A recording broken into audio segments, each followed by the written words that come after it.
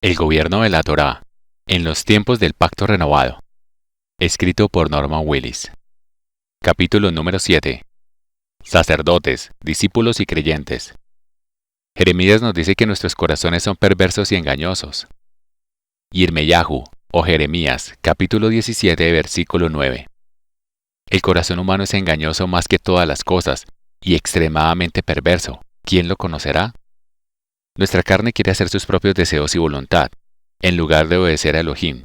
Esta es la razón por la cual tantas iglesias se salen con la suya predicando un Jesús sin Torá y una variación de la Gran Comisión que no se parece en nada a la que prescribió Yahweh. La alabanza y adoración moderna y los sermones a menudo satisfacen nuestra carne, pero son de poco o ningún valor para Yahweh. Los creyentes que practican tales cosas nunca se someten al tipo de transformación espiritual radical que se requiere para ser un discípulo. Romim o Romanos, capítulo 12, verso 1 y 2. Os ruego pues, hermanos, por las misericordias de Elohim, que presentéis vuestros cuerpos en sacrificio vivo, apartado y agradable a Elohim, que es vuestro servicio racional, y no os conforméis a este mundo, sino transformaos mediante la renovación de vuestro entendimiento, para que comprobéis cuál es la buena voluntad agradable y perfecta de Elohim. Si bien, es bueno ser un creyente si queremos ser sus discípulos, entonces primero debemos obedecer sus mandamientos porque así es como Él reconoce que lo amamos. Yohanan o Juan, capítulo 14, verso 15. Si me aman, guarden mis mandamientos. Aunque algunos cristianos son muy disciplinados en lo que hacen, la Escritura no los considera discípulos de Yeshua debido a que no obedecen sus mandamientos. Yohanan Alep, o Primera de Juan, capítulo 5, versículo 2 al 4. En esto sabemos que amamos a los hijos de Elohim cuando amamos a Elohim y guardamos sus mandamientos, pues este es el amor de Elohim, que guardemos sus mandamientos, y sus mandamientos no son gravosos, porque todo lo que es nacido de Elohim vence al mundo, y esta es la victoria que ha vencido el mundo, nuestra fe. Anteriormente nosotros vimos que Yeshua vino a reunir a los hijos de Elohim que no se habían dado cuenta de que eran israelitas. Yohanan o Juan, capítulo 11, versos 51 y 52. Y esto no lo dijo por su propia voluntad, sino que siendo sumo sacerdote ese año, profetizó que Yeshua moriría por la nación, y no solo por la nación, sino también para reunir en uno a los hijos de Elohim que fueron dispersados en el mundo. Como Yeshua ya sabía que Él no estaría aquí en la tierra mientras nosotros estuviéramos cumpliendo la Gran Comisión, Él entrenó a sus discípulos para hacer el trabajo en su ausencia. La Gran Comisión es una prueba para ver quién ama lo suficiente a Yeshua como para dar sus vidas trabajando en el mundo por Él y quién no. Y cuando Yeshua regrese para recibir la tierra ya espiritualmente sometida, a su vez, entregará la tierra a su Padre y recibirá su justa recompensa. Corintim Alep, o Primera de Corintios, capítulo 15, verso 24 al 28. Luego el fin, cuando Yeshua entregue el reino a Elohim el Padre, cuando Él ponga fin a todo gobernante y toda autoridad y poder, porque es necesario que Él reine hasta que haya sujetado a todos sus enemigos debajo de sus pies, y el último enemigo que será destruido es la muerte. Pero cuando Él dice todas las cosas sujetas debajo de Él, es evidente que está exceptuado Él, o Yahweh, que puso todas las cosas debajo de Él. Luego, cuando todas las cosas se sujeten a Él, o a Yeshua, entonces el Hijo mismo también se sujetará a aquel que sujetó todas las cosas debajo de Él, o Yahweh, para que Elohim sea todo en todos. Entonces Yeshua recompensará a su novia quien lo ayuda a cumplir la obra de su Padre. Itgalut o Apocalipsis, capítulo 22, verso 12. Y he aquí, yo vengo pronto, y mi galardón conmigo para dar a cada uno según su obra. Si amamos a nuestros hijos, ¿no deberíamos animarnos a hacer todo lo posible por la Gran Comisión para que ellos también puedan recibir la recompensa de una novia fiel? Mishle o Proverbios, capítulo 22, versículo 6. Instruye al niño en el camino que debe andar, y cuando sea viejo, él no se apartará de él. Debemos enseñarles a nuestros hijos lo que dice la Escritura y ser un buen ejemplo para ellos, obedeciendo la Torá tanto como podamos en estos tiempos. No importa quién seamos o qué rol desempeñemos, el voluntariado siempre ha estado en el centro de nuestra adoración y servicio. Yesayahu, o Isaías, capítulo 6, verso 8. Y oí la voz de Yahweh diciendo, ¿a quién enviaré y quién irá por nosotros? Entonces le dije, aquí estoy, envíame a mí. El patrón que vemos que Elohim llama y sus discípulos no solo creen y leen acerca de él, sino que responden a la llamada ofreciéndose como voluntarios para servir.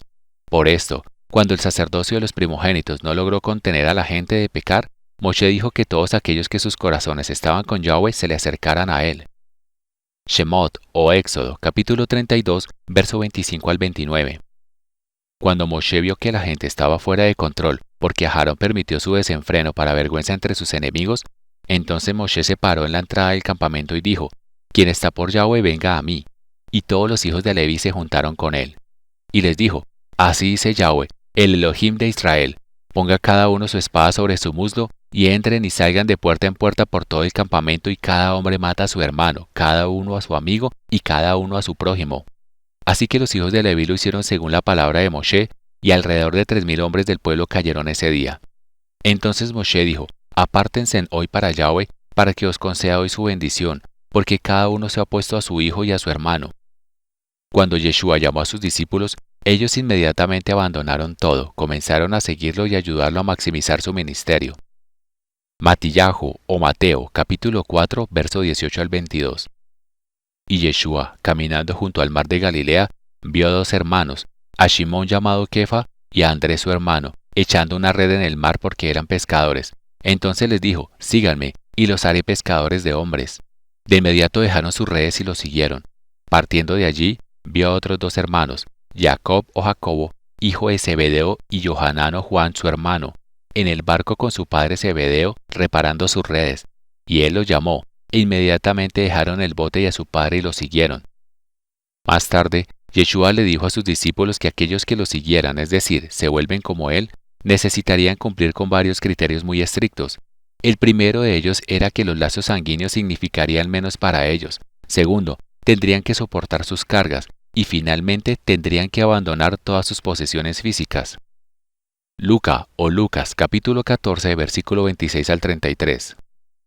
Si alguno viene a mí y no aborrece, o sea, no ama menos que a mí, a su padre y a su madre, a su esposa y a sus hijos, a sus hermanos y hermanas, sí, y también a su propia vida, no puede ser mi discípulo.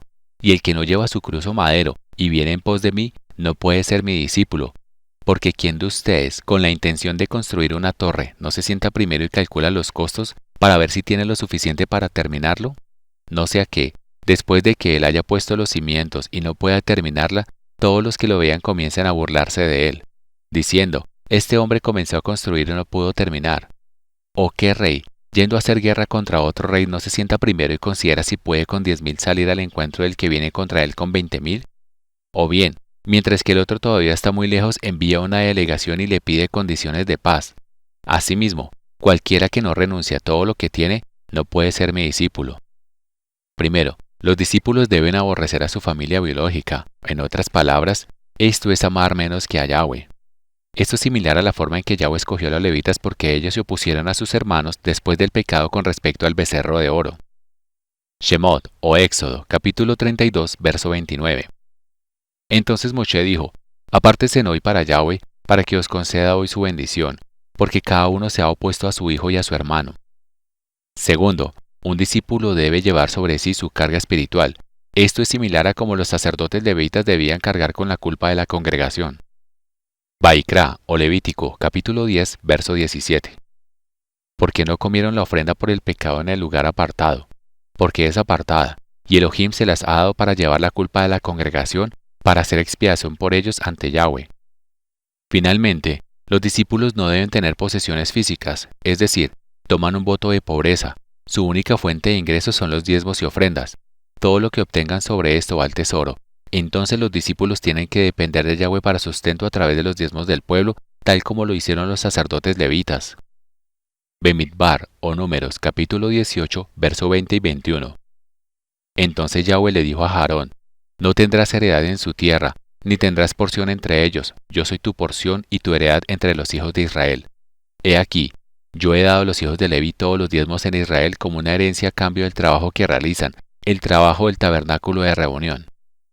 En capítulos posteriores veremos cómo la iglesia babilónica ha tratado de reemplazar las reglas de Yeshua con otras distintas para hacer que el sacerdocio de Yeshua no tenga efecto.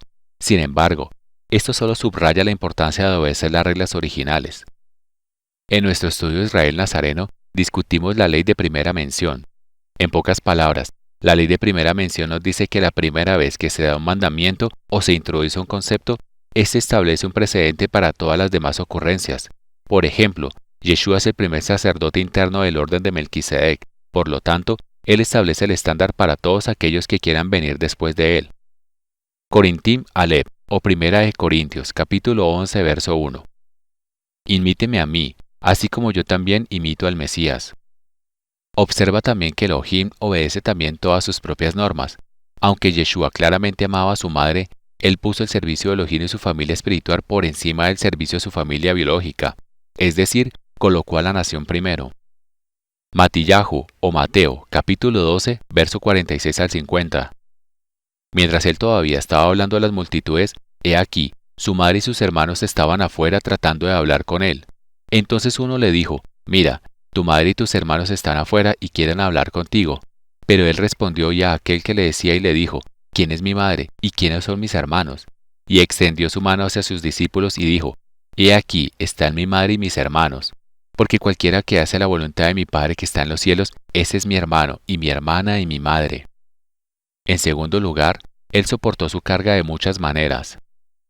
Lucas capítulo 9, verso 23 al 25.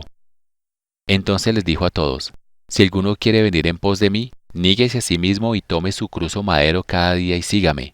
Porque todo aquel que quiera salvar su vida, la perderá, pero el que pierda su vida por mi causa la salvará. ¿De qué le sirve a un hombre ganar el mundo entero y él mismo es destruido o se pierde? En tercer lugar vemos que Yeshua no tenía posesiones personales. Lucas capítulo 9, versos 57 y 58. Y aconteció que mientras iban por el camino alguien le dijo, Adón, te seguiré a donde quiera que vayas. Y Yeshua le dijo, las zorras tienen guaridas y las aves de los cielos nidos, pero el Hijo del Hombre no tiene dónde recostar su cabeza. Para más detalles visita nuestro estudio titulado Yeshua el Célibe Nazareno, en Estudios Escriturales Nazarenos volumen 1. Cuando el rico joven le preguntó a Yeshua qué tenía que hacer para obtener la vida eterna, Yeshua le respondió que guardara los mandamientos, es decir, tenía que poner el mundo espiritual por encima del mundo material. Matillahu, o Mateo, capítulo 19, verso 16 al 30. Y he aquí, uno fue y le dijo, Maestro bueno, ¿qué bien haré para tener la vida eterna?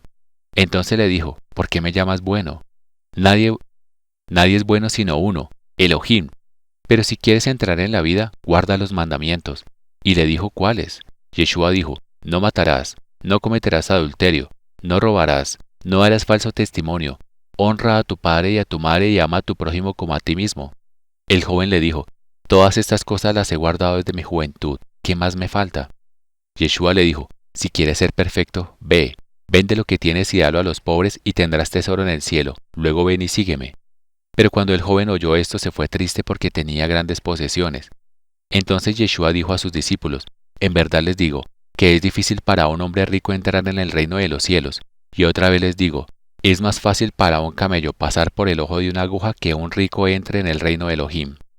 Cuando lo oyeron sus discípulos se asombraron grandemente diciendo, entonces, ¿quién podrá salvarse? Pero Yeshua los miró y les dijo, para los hombres esto es imposible, pero con Elohim todo es posible. Entonces Kefa respondió y le dijo, mira, nosotros hemos dejado todo y te hemos seguido, por tanto, ¿qué tendremos nosotros?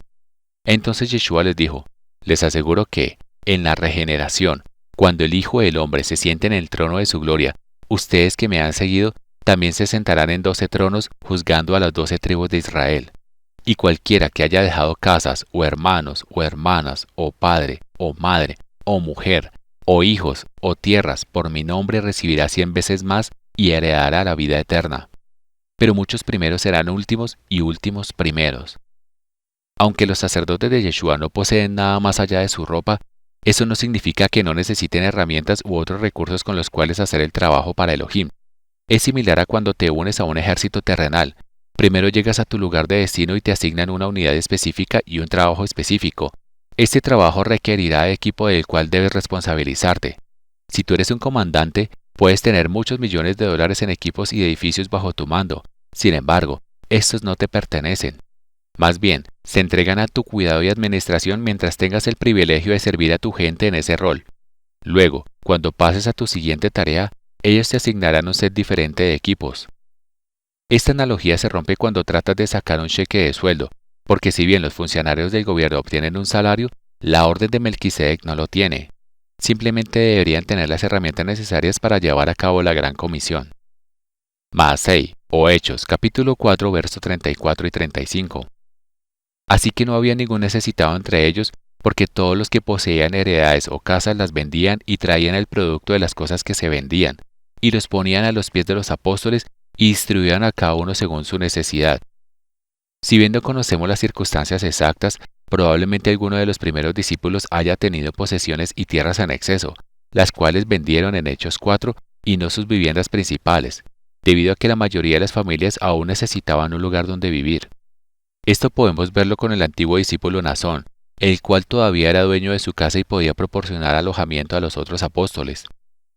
Maasei, o Hechos, capítulo 21, verso 16. También algunos de los discípulos de Cesarea vinieron con nosotros y trajeron con ellos a un tal Naasón de Chipre, un antiguo discípulo con quien debíamos albergar. Estas preguntas surgen porque Joseph o José de Arimatea era rico y aún así fue nombrado discípulo. Matillahu, o Mateo, capítulo 27, verso 57. Cuando llegó la noche, vino un hombre rico de Arimatea llamado Joseph, que también se había convertido en discípulo de Yeshua. Entonces, ¿cómo podemos entender esta aparente contradicción a las palabras de Yeshua? Que un discípulo debe abandonar todo lo que tiene cuando ni Naasón ni Joseph de Arimatea renunciaron a sus posesiones. Yeshua llamó a sus 12 discípulos originales con el estándar completo para el sacerdocio, porque luego servirían como sacerdotes. Por el contrario, ni Joseph de Arimatea ni Naasón tuvieron que renunciar a sus herencias porque no fueron llamados a servir como sacerdotes y convertirse en los servidores de todos. Marcaos, o Marcos, capítulo 9, verso 35. Y sentándose llamó a los 12 y les dijo: Si alguno quiere ser el primero, será el último de todos y el servidor de todos. Siendo realistas, solo un pequeño número de creyentes está llamado para servir en el sacerdocio. Aún más creyentes están llamados a servir a sus hermanos como ancianos y siervos, y muchos más están llamados a servir con un ministerio de ayuda. Corintim Alep, o Primera de Corintios, capítulo 12, verso 28 al 31. Y Elohim ha nombrado a estos en la congregación: primero apóstoles, segundo profetas, tercero maestros, después los que hacen milagros, luego los que tienen don de sanidades, luego los de ayuda, los de administración, los que hablan diferentes idiomas. ¿Acaso son todos apóstoles? ¿Son todos profetas? ¿Son todos maestros? ¿Acaso hacen todos milagros? ¿Tienen todos don de sanidades? ¿Hablan todos en distintos idiomas? ¿Todos interpretan? Pero ustedes anhelen los mejores dones. Sin embargo, les mostraré un camino todavía más excelente. Nosotros debemos orar pidiéndole a Yahweh que nos muestre nuestras fallas y luego escuchemos su voz, para que nos diga dónde Él quiere que nosotros y nuestros hijos contribuyamos a la gran comisión de su Hijo, cómo deberíamos usar el tiempo, los talentos y los fondos que Yahweh nos ha dado para cumplir ese llamado. Si te gustó nuestro último capítulo, no te pierdas el que sigue. Y si deseas obtener más información y encontrar más estudios acerca de la fe una vez entregada a los santos, visítanos en nuestra web en www.nazareneisrael.org/es. Shalom y que Yahweh te bendiga.